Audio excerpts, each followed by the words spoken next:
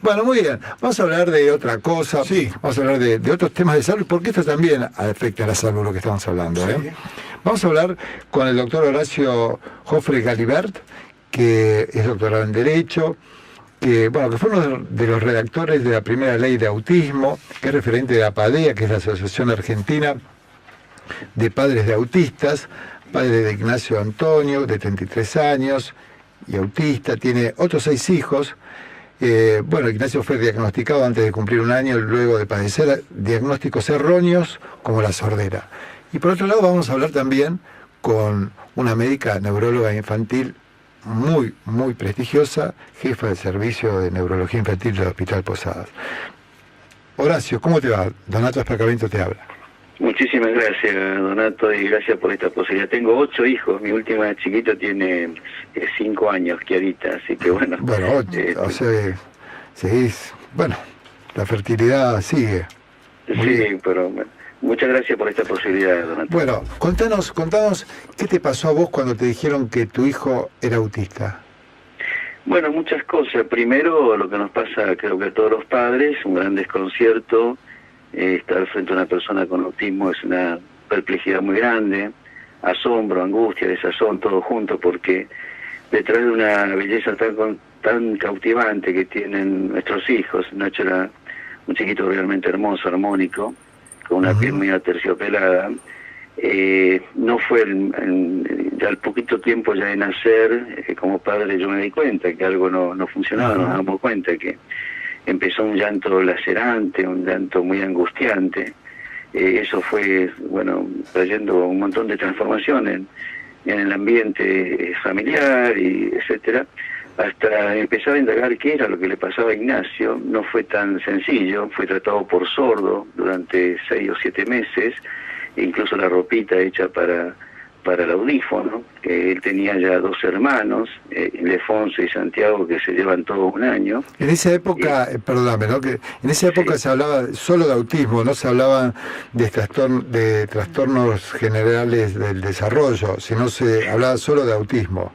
No, porque se regían todavía con el DSM-3R, claro, que veníamos muy emparentados con la esquizofrenia, los chicos aislados, claro, los atípicos, etcétera. Y recién con el DSM-4, al ser categorial, ahí hacen los 5 subtipos y ya directamente nos establecemos dentro del autismo. Esto para que nos entendamos entre todos de qué estamos hablando, ¿no? Sí, perfecto. Estos cambios, de algún modo, en Ignacio no fue fácil un diagnóstico, es muy difícil, no había mucha cosa en la Argentina, estábamos en plena guerra de Malvinas, recién habíamos terminado la guerra de Malvinas. Si bien tenemos una excelentísima, la mejor medicina del mundo, los mejores profesionales del mundo en toda esta cuestión de la discapacidad y sobre todo el autismo, pero lamentablemente yo me di cuenta como padre con un grupito, empezamos a ver en todos los consultorios, en todos lados. Nacho tuvo el diagnóstico alrededor del año y medio, entre el año y el año y medio, y básicamente, salían con conductas autistas. El doctor García Coto, que era un estudioso en ese momento, uno de los pocos psiquiatras que estaban investigando el autismo, realmente no fue nada buena la noticia, porque todo vino que unos años antes, yo justo estaba estudiando para recibirme, y veo una película que me atrapó. Hijo, levántate, la historia de un autista real, que hoy está protocolizado universalmente, un tratamiento, un método que se llama Sonray. Era el personaje, el caso de Ron, que sus padres estaban luchando titánicamente y logran sacarlo de ese autismo.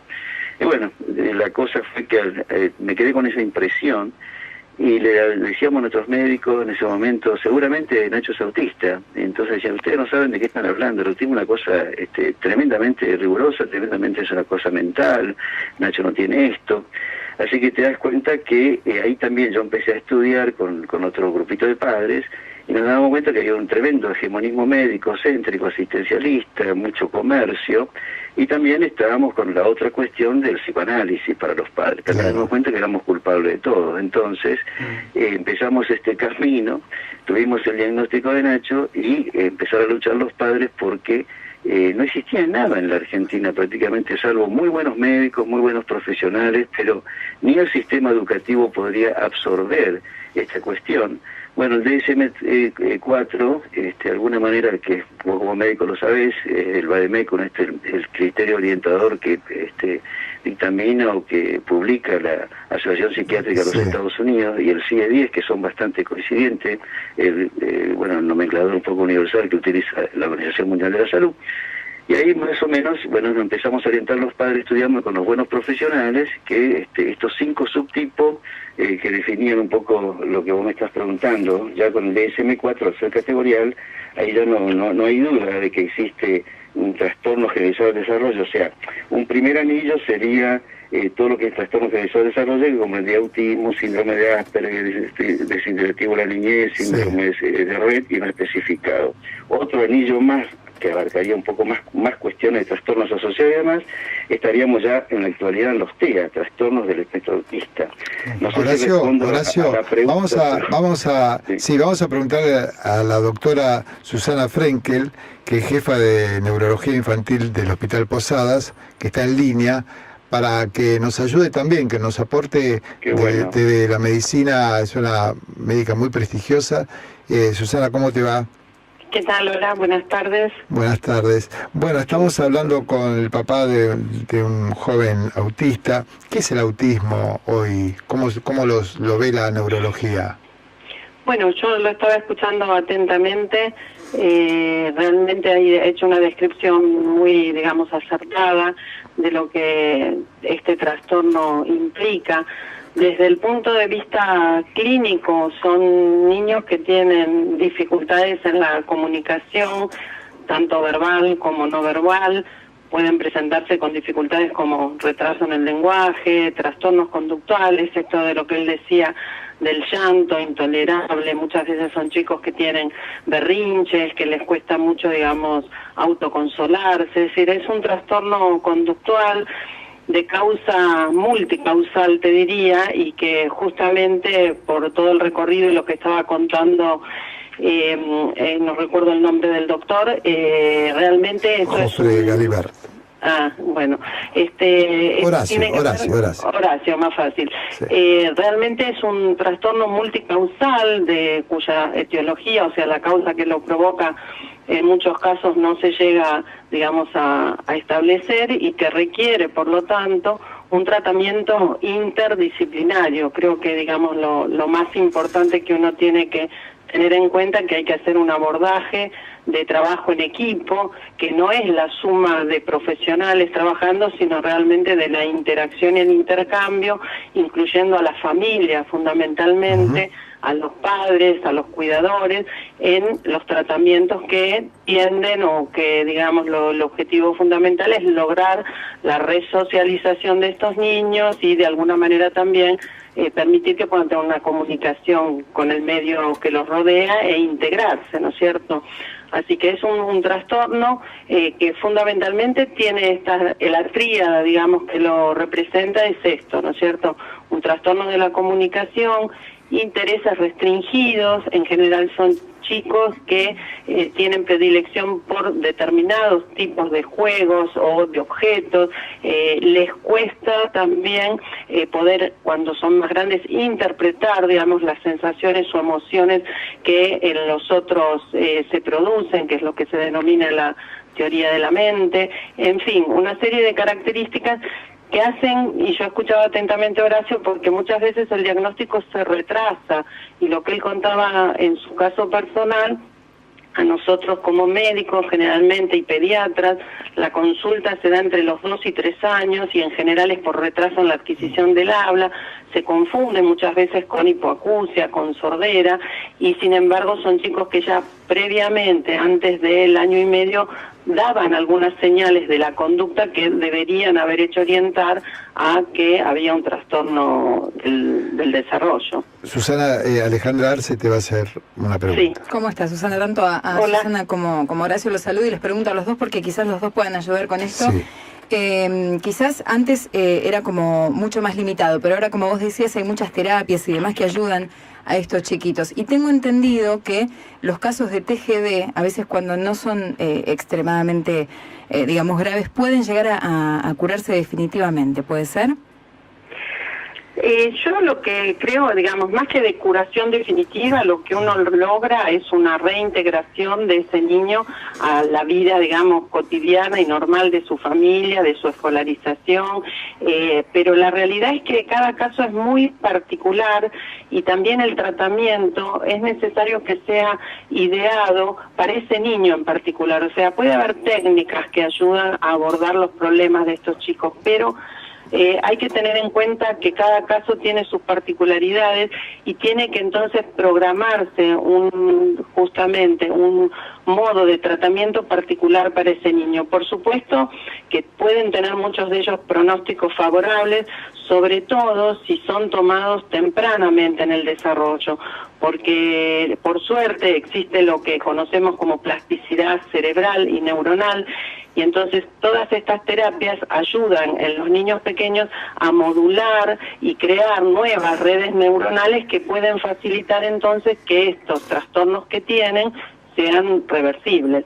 Doctora, usted decía recién, bueno, que el trastorno en el habla o el retardo en el comienzo de esa posibilidad para los niños es un tema a tener en cuenta. Horacio nos contaba que al 1 año y medio fue diagnosticado su hijo. ¿Cuáles son los síntomas por los cuales un padre tiene que llevar a su hijo a una consulta? ¿Qué es lo más evidente? Bueno, yo te diría que nosotros llamamos a eso alertas, ¿no? Serían como los semáforos rojos que uno tiene que tener, y lo que te podría decir es que en el primer año de vida, un bebé que no fija la mirada en el otro, que evita la mirada, que no puede mirar en forma conjunta, uno le llama la atención, mira qué lindo globo, y no puede conjunta atención a eso, que tienen dificultades en el contacto corporal, a veces son como hipersensibles, o sea, no toleran el contacto, o tienen hipersensibilidad al dolor o a los ruidos.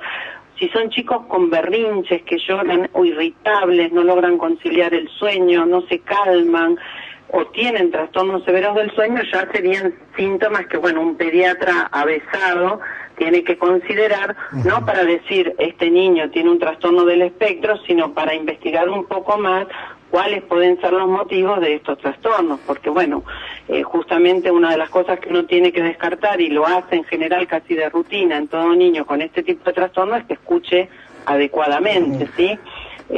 Pero fundamentalmente yo te diría esto, el contacto visual, el interés por los ruidos, o sea, los chicos tienen que mostrar que tienen ganas de transmitir y reciben la información que se les intenta transmitir. Horacio, te quiero preguntar, ¿qué ventajas tiene para un padre de un niño o de un adulto autista ir a la Asociación Argentina de Padres de Autistas? ¿Cuáles son las ventajas?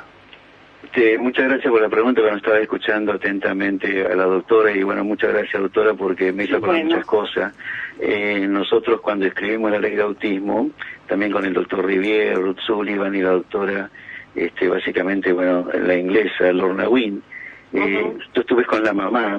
Ustedes saben que esto también es muy bueno, y en las asociaciones de padres hay un principio que hay en todos, digamos, los consorcios que se estudian autismo, en que normalmente las celebridades han salido de asociaciones de padres. Esto sería una ventaja para los profesionales y también para los padres en el plano científico e investigativo. Y Lorna Wynn, yo le preguntaba, Lorna, ¿cómo se te dio a vos por ver lo de Susan, que era su hija, que ahora ya tendría casi 60 años? Y ella me explicaba, ¿no?, cómo llegó hasta la triada, es decir, bueno, qué le pasaba en la comunicación verbal y no verbal, en la reciprocidad social, en los comportamientos. Bueno, y por eso me hacía acordar recién la doctora, y también cuando preguntan la curación, uno de las cuestiones a resolver de los padres es, ¿se cura, no se curará? Porque en base a esto, ahora ya por suerte creo que la respuesta de la doctora es exacta, esa es la postura de la asociación y un poco de todas las líneas de avanzada. Y las ventajas que tienen los padres al venir a la asociación, en primer lugar, están entre sus iguales. Podemos escucharlo, es una mamá que te atiende, es un papá que te atiende, los problemas de las obras sociales, los problemas de los profesionales, quién se ha quedado en los años 60, recién vos también preguntabas como médico esto del autismo, ¿no? ¿Qué se entiende como tal? Nosotros como papá, y estando al lado de los investigadores, seguramente no hay duda, y esto lo dicen los consorcios últimos que están estudiando, mundo, en que es una patología en evolución. Entonces prácticamente estamos, en la etiología así estamos como salimos de España. Pero lo bueno es que, como bien apuntaba la doctora, hay detección precoz, hay una serie de sintomatología, de sospecha, que los padres, hay socialización de la cuestión, hay concientización de la patología, de los síntomas. Entonces creo que todos nos estamos ayudando, y hoy es otro mundo, es otro escenario en que se encuentran los padres actuales, no como fue el caso nuestro, que estábamos, como yo decía al comienzo, perdón por lo que voy a decir un poco, que fue el nacimiento de la padría, que también es otra ventaja, es que, bueno, este hegemonismo médico que existía en que los padres no teníamos participación. Claro. Entonces, en la cultura actual, del mundo más de avanzada, ser padre, una persona con discapacidad, y sobre todo una discapacidad como se trata del autismo, que son más los enigmas y misterios que existen que realmente las cosas que se conocen. En la evolución lo bueno es todo lo bueno que tenemos. Por ejemplo, en Argentina es un modelo. Ya prácticamente vamos a un buen camino de integración escolar, de integración social, y básicamente por la absorción del sistema educativo, y también lo que nos costó en la Superintendencia, por ejemplo, de Salud, incorporar las metodologías nuestras que hemos traído a Estados Unidos, estas nuevas cuestiones técnicas para que nos ayuden a la educación de la persona con autismo.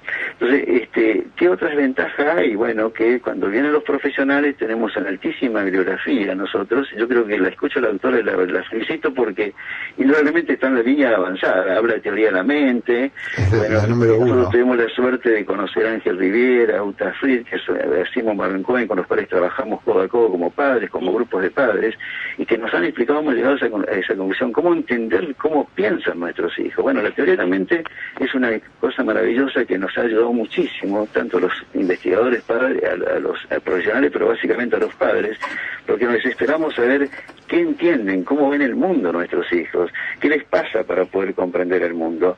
Y gracias a estos profesionales que están en estas líneas de avanzada, yo creo que hemos mejorado mucho la calidad de vida de las personas. Bueno, todo esto tratamos en APADEA, en la Asociación Argentina de Padres Autistas. Hay líneas para tratar investigación, para tratar profesionales. Los profesionales del derecho, por ejemplo, estamos abocados a una cátedra especial, a una formación especial en todas las cuestiones del derecho a la discapacidad.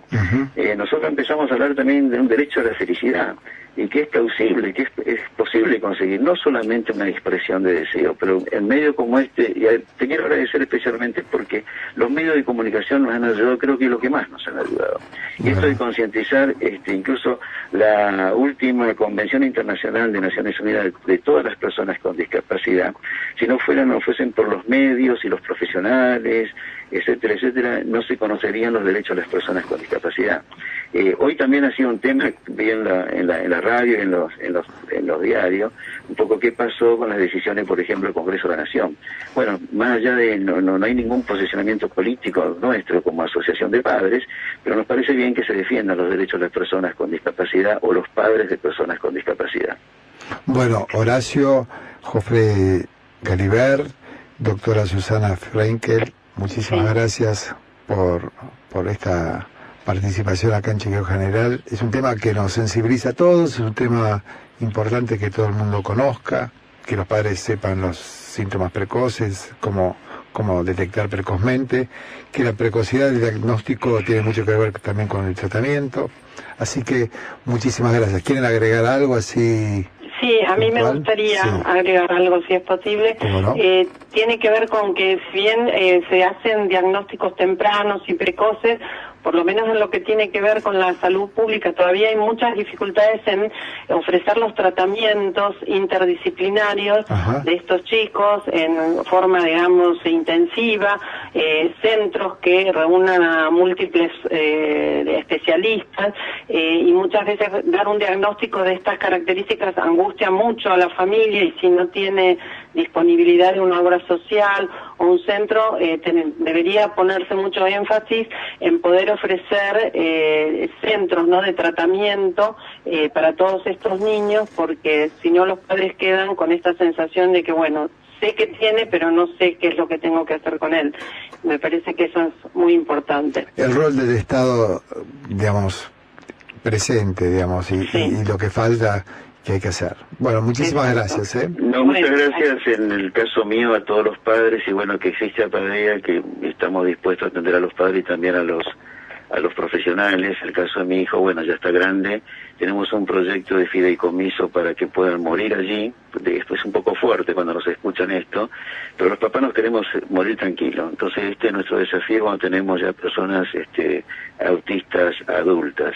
Así que muchas gracias. No, por favor. Vamos a seguir conversando de esto. Bueno, con mucho gusto, siempre acá en Radio del Plata tienen el micrófono abierto, ¿eh? Bueno, muchas gracias. Un abrazo, muchas gracias. Hasta luego. Bueno, un tema fuerte, un tema difícil, un tema de salud, un tema donde el Estado tiene que tener un rol activo y desde acá escucharon a un padre, escucharon a una doctora especialista que piden que el Estado esté activo.